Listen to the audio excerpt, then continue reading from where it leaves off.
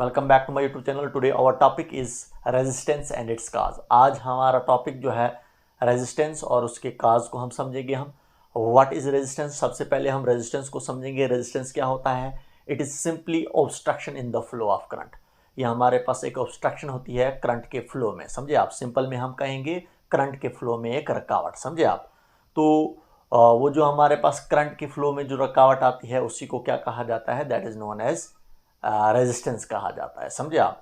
तो जो भी हमारे पास एक मेटालिक कंडक्टर होता है वहाँ पर एक ऑपोजिशन करंट के फ्लो में एक्ट करती है, उसको क्या कहा जाता है? रेजिस्टेंस कहा जाता है। वही मैंने यहाँ पर डिफाइन किया है। It is defined as the opposition offered by a conductor to the flow of current. जब भी हमारे पास एक कंडक्टर में करंट फ्लो करती है तो वहाँ पर जो हमारे पास जो अपोजिशन एक्ट करता है, समझे आप, जो अपोजिशन एक्ट करता है करंट के फ्लो में, उसको क्या कहा जाता है? रेजिस्टेंस कहा जाता है।